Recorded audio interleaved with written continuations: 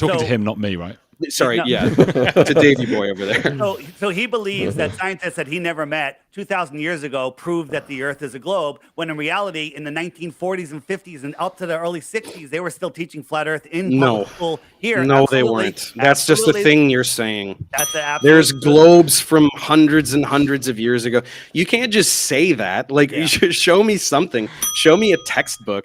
You can't just say, oh, this thing I made up is true. You're an idiot. What are you talking about? We've known the Ptolemaic model, which was reigned supreme from 100 or whatever, to the Copernican model, used a spherical Earth. Geocentrism used a spherical Earth. And then Copernicus and Kepler happened.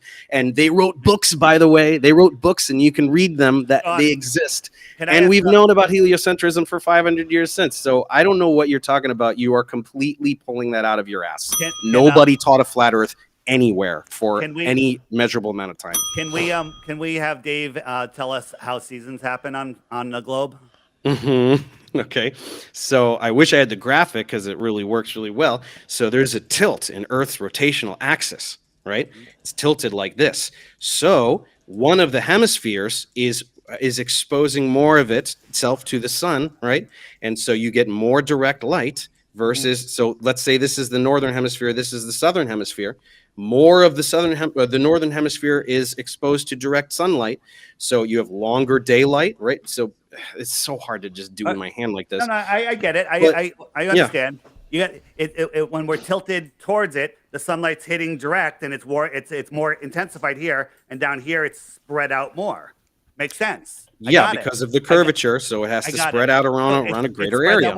But isn't the sun so large that all of the rays leaving the sun are parallel? And why wouldn't the parallel rays that are a little off to the left, hit us direct? Are the rays leaving the sun parallel, or are they leaving not parallel? Okay, when you have a certain here's a lateral distance. If the sun is directly hitting the part of the Earth that's directly facing it, that's a certain area. Then if you move this way, we have the same lateral distance, but there's a lot of curvature here. It's covering a greater surface area. I have a question. So can the Earth? The Earth. Okay. Do you want to admit that I just explained that perfectly, and that your talking point was invalid? I know. I admit that you explained that perfectly, but I have to ask a question. So we have the pole here, and we tilt the Earth. Okay. And can you tilt the Earth this way? That's a tilt, also, right? Absolutely. You're just turning it. What are you doing? No. What I'm showing you is here. Here, let's say the sun is over there, and we tilt, and we're now directly towards we have a more direct angle. We're in agreement on this. But if I'm here, and I tilt it this way, well, now the sun is lower. It's now skimming. It's now skimming, and it's not hitting as direct. So here's the problem with your seasons. In the north here, in December, when we're 3 million miles closer to the sun, but we'll just ignore that because it's not significant. Yeah, it's not significant, so I don't know why you said it. We're 3 million miles closer. At sunrise, in December at noon, when the sun is 50 degrees in the sky, and I look at the sun, I can barely feel it on my face. I can't get a tan, right? But in June, when we're farther away from the sun, doesn't matter. And at sunrise, when the sun is literally an 89-degree tilt, the worst possible angle, as soon as it shows up on the horizon, I can feel the heat and I can get a tan. Why is that? Because in your world, it should be arctically freezing every morning all year long. I genuinely have no idea what you're saying. So he couldn't even follow the basics there. I mean, a child could understand that argument. I mean, if you put... you could do this with a campfire, and you can turn your body towards the campfire, move a little closer. Obviously, it should be hotter, whether it's on your knee or your elbow, if you're closer to it. So this goof, he's either pretending he didn't understand the argument because he knows that he has no answer. He's too dumb to come up with an answer or a rebuttal of any kind. So he has to pretend he didn't understand it, or he truly does have some kind of mental disability and really didn't understand that very basic argument. Throwing around 89 degree. I have no idea what you're talking about. Okay, so you have the sun here, right? The sun, and we're tilted, so it's 34-degree tilt. Well, if I tilted it all the way down to the horizon, so I'm here. I wonder I wonder if Sean Atwood understands the point he made, and also this Andrew guy, because they're not laughing anymore. They look kind of serious. Did they understand the point he made? And they don't have a rebuttal for it. They know that, and Professor Dave basically just threw in the towel there, admitting that he doesn't have the intellect to understand that basic point. So, I mean, what's going on here? And the sun's over here, okay? That's an 89-degree tilt, 1 degree off the horizon, right? Any farther, it would be below the horizon. The sun I'm sets. already lost. I have no idea what you're saying. It's because you're stupid, Dave. Right? 5 minutes No, left, it's guys. because you're 5 not minutes. saying anything. I will You're just explain going, it if I again. tilt it I this will way, this explain has it nothing again. to do with anything. Is that a logical fallacy? He's saying he doesn't understand anything. And Professor Dave, because you're stupid, but he did explain it. So technically, that wouldn't be a logical fallacy, I don't believe. Because if we're just using the strict definition of the word stupid, Flat Earth Dave explained this 2 times already, very clearly and succinctly. I mean, I don't know how to explain that even more even without the demonstration. I mean, does he not understand the point? If you're slightly closer to the fire, it should feel warmer. I mean, this isn't rocket science.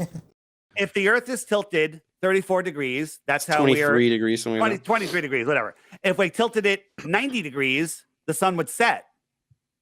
It would set over the pole, which doesn't happen. So the farther, 5 minutes left, guys. 5 minutes left. The farther I tilt it, the more spread out those rays are. Well, the spin is the equivalent to the tilt. So when I'm spinning away from the sun's getting lower and lower and lower. It's spreading out across the sky. Does Professor Dave not even understand how the heliocentric model works? In terms of where the globe would be as it's rotating versus where the sun would be if it's rotating away. I mean, Professor Dave genuinely, I mean, I don't know if he's faking this level of stupid right now. He genuinely seems confused and does not seem to have the mental processing power to even understand what Flat Earth Dave is saying. Across the world, it should get colder and colder and colder because that sun is spreading out. Spreading across? You understand that there's always a face of the Earth. There's always the sun is hitting half of the Earth. Not according to time and date. All right, but that's the a sun whole nother- isn't always hitting half of the Earth. On the ball, it would be, but it doesn't. Yeah. That's not Well, what it we see. does But though. here's So the what are thing, you talking about? David? You're not listening. Okay. I am. You're just not saying anything. So he's pretending that Flat Earth Dave didn't make an argument because he was too dumb to understand it. I mean, what would that be on the part? I mean, would that technically be a straw man and an ad hom rolled into one? Can tilt. So if we're tilted away from the sun, we have our winter. And if I tilted farther, it gets really cold because Antarctica or the Arctic is tilted farther away. That's why it's cold in your world. Right? But it's not. What do you mean? If we tilt it further, it's not tilted further. It's a 23-degree axial tilt. So what do you mean tilted further? What are you talking about? Why is it colder in the Arctic in the winter than it is in Florida in the winter?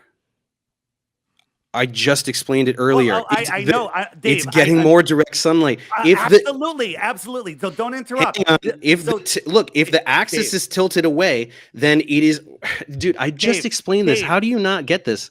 I really do wonder if Andrew gets this because Andrew and Sean. I mean, like I said, I don't know about Sean. He looks like he has a mental disability most of the time. He can't even tell what's going on, so he just laughs at stuff.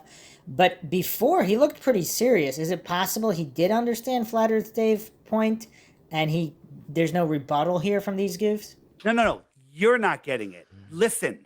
Okay, you can just say that, but I actually explained it. You're not getting this, okay? Dave, we've run out of time. We've run out of time. Tell me this. Listen. I'm just going to let you guys tell the viewers where they can find you and support you. So, Professor Dave, we'll start with you. Thank you for coming on, Professor Dave. Maybe Sean Atwood did really understand, so he had to shut this thing down quick. Thank you. Can you tell the viewers where they can find and support you, please? Professor Dave explains. FlatEarthDave.com. So, Professor Dave, go on. And what socials are you on, Professor Dave? Just YouTube channel, Professor Dave explains. All right, so Professor Dave's YouTube channel link will be in the description box below this video if you want to subscribe, if you want to check his stuff out. Huge thank you for coming on. Flat Earth Dave, do you want to tell the viewers where they can find you? You can find me at FlatEarthDave.com, but I'm thinking of making it making it ProfessorFlatEarthDave.com, but FlatEarthDave.com because Isn't that cute? we get to make up to being professors. That's always nice. Yeah, I actually Flat taught at an accredited FlatEarthDave.com. university though, so it's But not without a that degree, weird. Thank you. without a degree, Thank and you, then they guys. fired you. Thank you, Multiple guys. degrees. I have a master's degree. And they fired you. We've Dave, got another can I debate. get those bitcoins? Can I get those bitcoins? You We've didn't got prove the another globe. debate. We've got another debate coming up in a All right, minute. So see you huge thank you, guys. guys. Yeah. All right, what a train wreck that was. I mean, absolute obliteration. And you know what's crazy is Flat Earth Dave completely obliterated this guy, but he didn't even really make any good arguments either, except for that last one. That was a pretty decent argument where Professor Dave either pretended to not understand it and played stupid because he had no rebuttal, or he genuinely was too mentally deficient to even understand what point Flat Earth Dave was making. Obviously, there's presuppositions there too, based on the distance of the sun. So, yeah, I mean, and also poking holes in the. I mean, this is kind of like falsification is independent of replacement and false dichotomies, because even if the globe model is false, that doesn't mean the flat Earth model is true. So, yeah, I mean, Flat Earth Dave really didn't do that good of a job. I mean, he did really poorly, but what's funny is a flat earther doing poorly still completely annihilated this goofy heliocentric globe earther who only had faith in fallacy and psychological projection, but in record numbers. I mean, look at these numbers here. I mean, this is just insane. So I hope you guys enjoyed another edition of the MindShock podcast in this logical analysis of yet another flat earth debate. And again, I do not claim anything is true or untrue, any theory is true or untrue. It's not about the conclusion, but this is great for educational purposes to see how fallaciously some people argue. Even if they might hold whatever model is true, if either of these models are actually true. Again, the ability to argue logically and scientifically is important. So you can't. This is again why I believe the flat Earth psyop is an actual psyop, because I mean, what are the chances that all these goofs are just arguing so poorly in defense of the heliocentric globe, almost as if by design to try to increase flat Earth membership? Again, that has nothing to do with flat Earth being true.